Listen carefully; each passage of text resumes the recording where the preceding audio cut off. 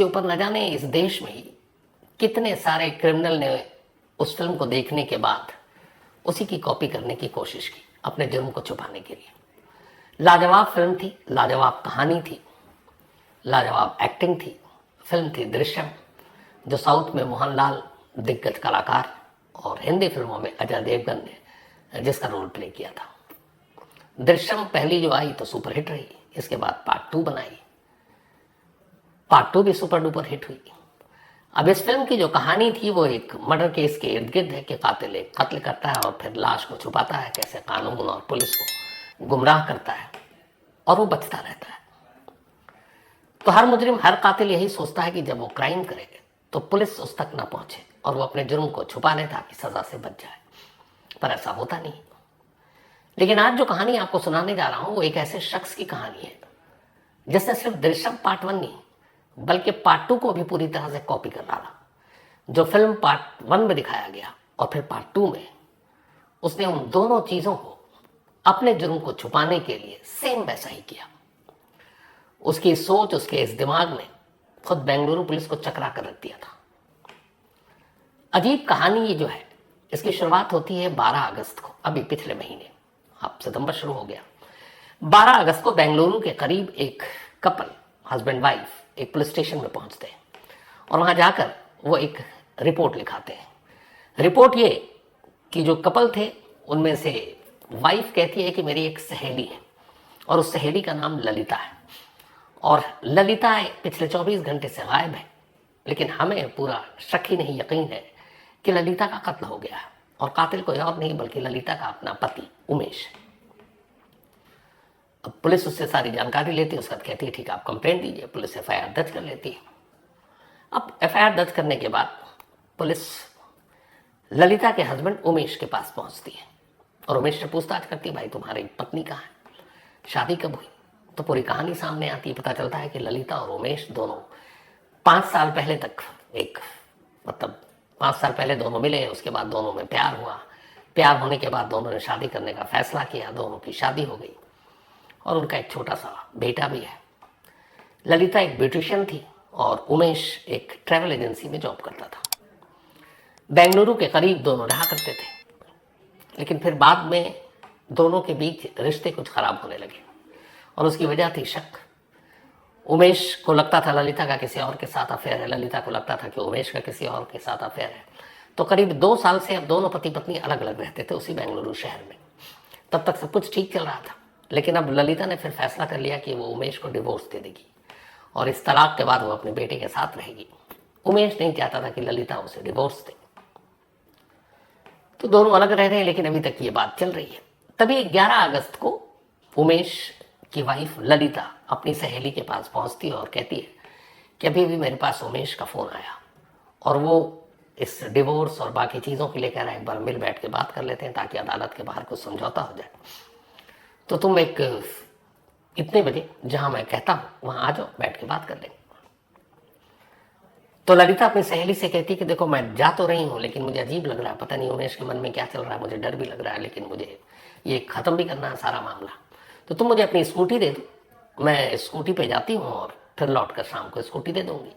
ललिता की सहेली उसे अपनी स्कूटी दे देती है, लेकिन साथ ही वो कहती है कि देखो मैं तुमको ना अपना लाइव लोकेशन भी दे रही हूँ, क्योंकि पता नहीं उमेश पे मुझे यकीन नहीं है, तो मैं लाइव लोकेशन दे रही हूँ, अगर मैं लौट के ना हूँ तो तुम पुलिस में इन्फॉर्म कर देना। अब ललिता अपना लाइव लोकेशन अपनी सहेली को देती है और उसके बाद वो चली जाती है। लाइव लोकेशन बेंगलुरु से करीब 60 किलोमीटर दूर एक जंगल का इलाका था, वहां तक जाकर रुक जाता है। तब तक रास्ते में बीच में 1-2 बार बात भी हुई सहेली से, उसने कहा बस मैं पहुंचने वाली हूं। आखिरी शाम को 6:11 पर मोबाइल बंद हो जाता, उससे पहले बातचीत हो रही थी ललिता की। अब सहेली परेशान की वहां पहुंची है, मोबाइल स्विच ऑफ है, फिर उसे लगता है शायद बैटरी खत्म हो गई या फिर वहां पे नेटवर्क नहीं है, कोई इशू है। लेकिन खैर वो इंतजार करती है क्योंकि सहेली बता कर गई थी कि मुझे अपने पति पे यकीन नहीं है। शाम से रात हो जाती है, ललिता लौटती नहीं है ना स्कूटी लौटाने के लिए। देर रात अचानक अब उमेश पहुंचता है ललिता की उसी सहेली के घर जहां से उसने स्कूटी ली थी और वो स्कूटी पे ही आता है और उसको स्कूटी दे देता है, कहता है ये स्कूटी। सहेली पूछती है कि मेरी दोस्त ललिता कहाँ है, तो उसने कहा कि ललिता को मैंने बस स्टॉप पर छोड़ दिया, वो शायद अपने घर चली गई हो। इधर मोबाइल बंद है, ललिता जाने से पहले ही शक जता चुकी है।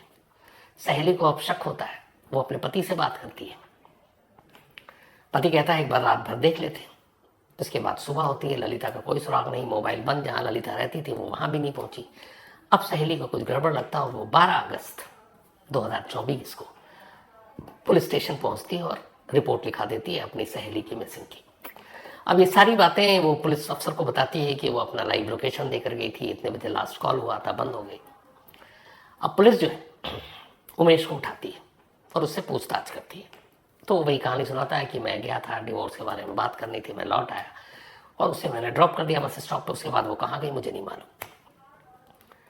लेकिन पुलिस को डाउट था, तो पुलिस के पास एक लाइव लोकेशन था। पुलिस ने कहा चलो इस लाइव लोकेशन तक चलते हैं। उमेश को लेकर पुलिस उस लाइव लोकेशन तक पहुंच गई जो लास्ट दिखाया था, क्योंकि लाइव लोकेशन इस सहेली के पास था। जब वहां पहुंचे तो पहुंचने के बाद देखा आसपास में तो जंगल है और कुछ है नहीं, और वो भी बड़ा घना जंगल। अब पुलिस के दिमाग में ये सवाल था कि आखिर इतनी दूर इस जंगल के इलाके में आकर लाइव लोकेशन बंद क्यों हो सकता है, वजह क्या थी। फिर उमेश से वो थोड़ा ठीक ठाक तरीके से पूछताछ करते हैं। उमेश टूट जाता है। फिर उमेश कहानी सुनाता है, कहता मेरी बीवी मुझे डिवोर्स दे देती, बहुत सारी चीज़ें थी कोर्ट में, मुझे कंपनसेशन पैसे ये सब देने थे, फिर हो सकता है मेरे बेटे को भी ना मिलाए, तो इसीलिए मैंने उसको पहले समझाने के लिए बुलाया था, मैं अपने साथ ले गया।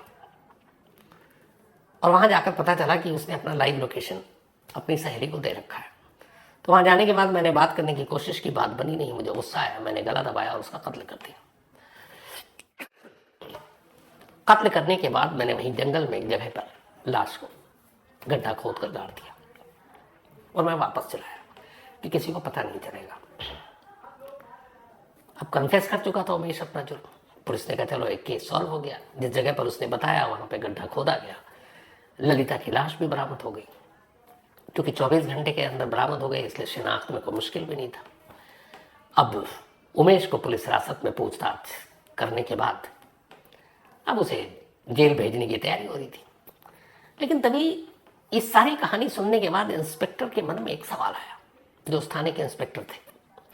सवाल ये था कि उमेश को अगर ललिता का कत्ल ही करना था तो बेंगलुरु में जिस जगह पर वो रहता था और ललिता रहती थी वो बेंगलुरु का ही आउटस्कर्ट था। उसके बाद सन्नाटा था, झाड़ियां थी, सड़क पे भी कोई ऐसी भीड़ नहीं थी। उसे 60 किलोमीटर दूर जाकर अपनी बीवी को कत्ल क्यों करना पड़ा, ये बात बड़ी अटपटी लग रही थी। उन्होंने उससे पूछा भी कि तुम उसको कहीं भी मार सकते थे, कहीं भी दफना सकते थे, बट ये 60 किलोमीटर दूर वहां पर उस जंगल के करीब ले जाने के पीछे का मकसद क्या था। वो टालता रहा कि वहां पे कोई था नहीं, पैक कत्ल के मकसद से गया नहीं, पहले तो बातचीत करनी थी, बातचीत कामयाब नहीं हुई, फिर मैंने गुस्से में मारा और वहां पे सन्नाटा था, मैंने दफना दिया। लेकिन पुलिस को उसका जवाब खटक रहा है, लग रहा है कि कुछ छुपा रहा है।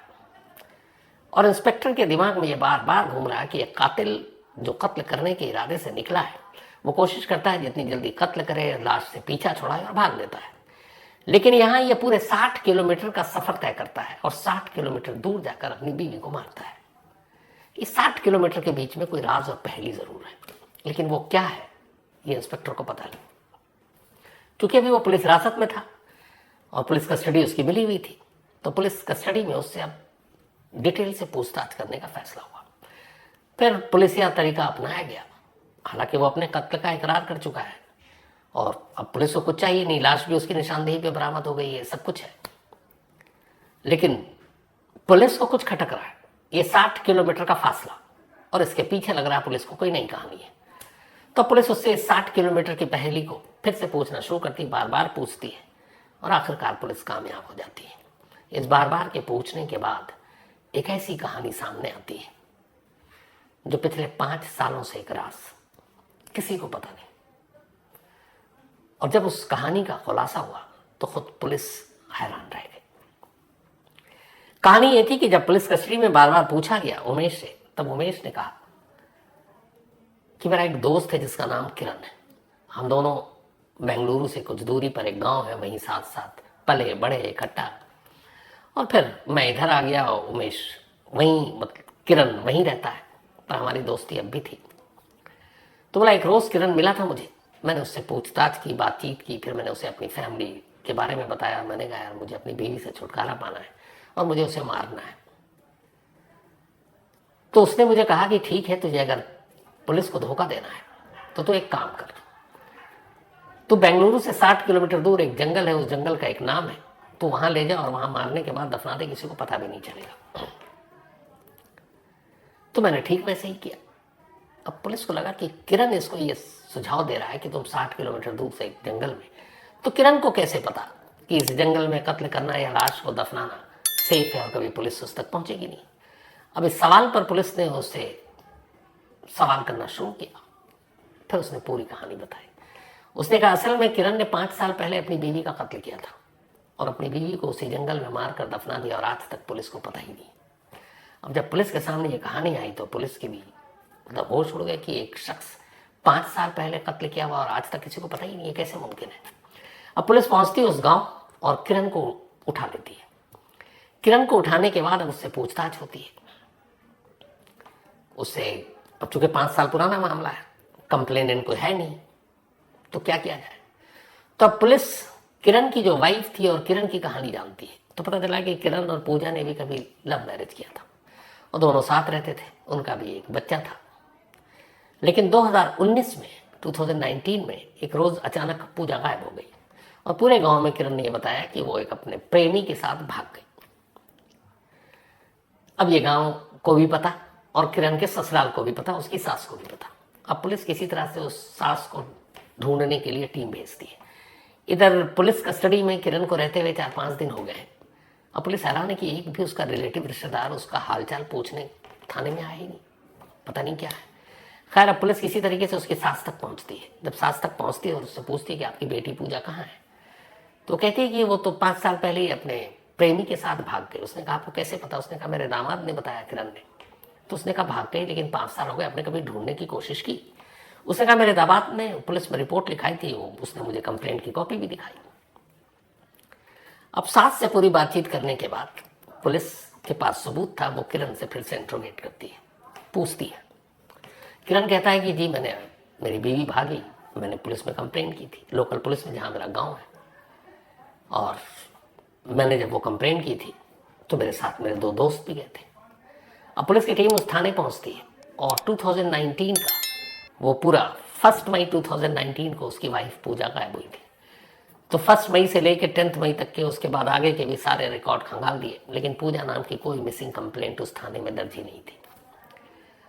अब पुलिस उससे पूछती है कि तुम्हारा तो कोई कंप्लेंट है नहीं। तो कहता है मैं तो अपने 2 दोस्तों के साथ गया। वो 2 दोस्तों के नाम बताता। पुलिस उन दोस्तों को उठाती है और पूछती है कि क्या ये अपनी बीवी की कंप्लेंट दर्ज कराने तुम्हारे साथ थाने गया? दोस्त मुकर जाते हैं, कहते हैं हम तो कभी पुलिस स्टेशन का हमने रुख ही नहीं किया, इसके साथ तो कभी मैं गया ही नहीं। अब पुलिस को लग जाता है कि झूठ बोल रहा है। इसके बाद फिर पुलिस उसे ये सबूत कि तुमने कंप्लेंट नहीं दर्ज की, तुम्हारे दोनों दोस्त तुम्हारे खिलाफ है, ऑलरेडी जो उमेश है तुम्हारी बीवी के कत्ल की बात कह चुका है, तुम्हारी मदर इन लॉ वो कह रही हैं कि तुमने झूठ बोला कि कंप्लेंट दी थी, तो अब सच बता दो, इसी में भलाई है। अब किरण को लगा कि वो घिर गया है। इसके बाद फिर उसने सच बताया।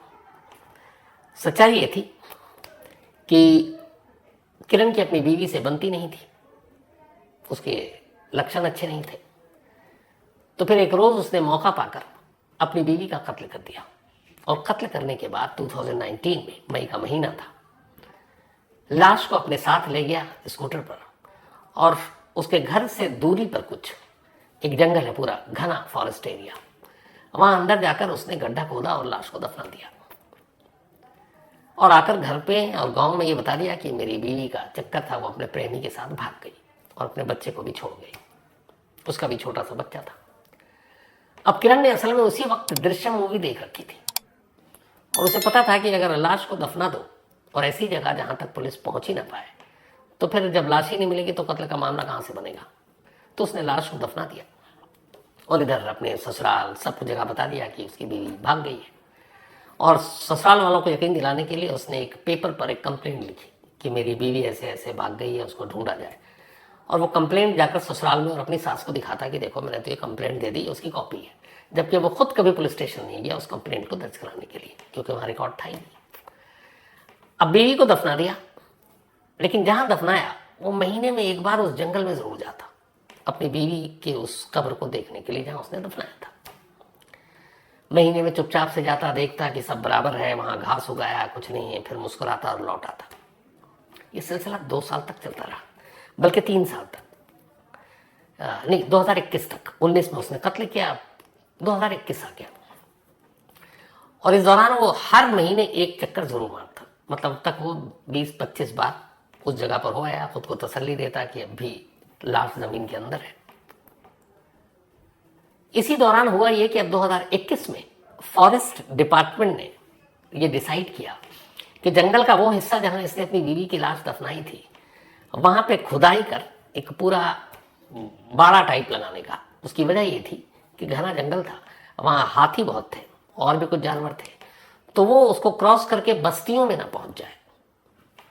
तो इसलिए वहां पे उसको कुछ झाड़ियां काटनी थी, पेड़ काटने थे, और एक पूरा एक रास्ता वो ब्लॉक करना था ताकि जंगली हाथी और बाकी बस्तियों में ना आए, ताकि उत्पात ना मचाए। अब चूंकि ये हर महीने जंगल में जाता था, इसलिए जंगल की गतिविधियों पर इसकी नजर थी। 2021 में गया तो अचानक देखा, वहां देखा हलचल है, फॉरेस्ट डिपार्टमेंट के लोग हैं, वो नपाई कर रहे हैं, नाप रहे हैं कहाँ से कहाँ तक वो बैरिकेड लगाना है, जाले लगानी है। इसे लगा पता नहीं क्या हो रहा है। ये गया, इसने बड़े मासूमियत से किसी से पूछा, भाई क्या है?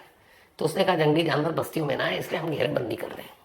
और इत्तेफाक से जो घेराबंदी का रूट था वो उसी तरफ था जहां से उसकी बीवी की लाश दफन थी, और उसके लिए जमीन में खुदाई भी हो रही थी, क्योंकि आपको अंदर जमीन के जाली वाली और खंबे वंबे लगाने थे।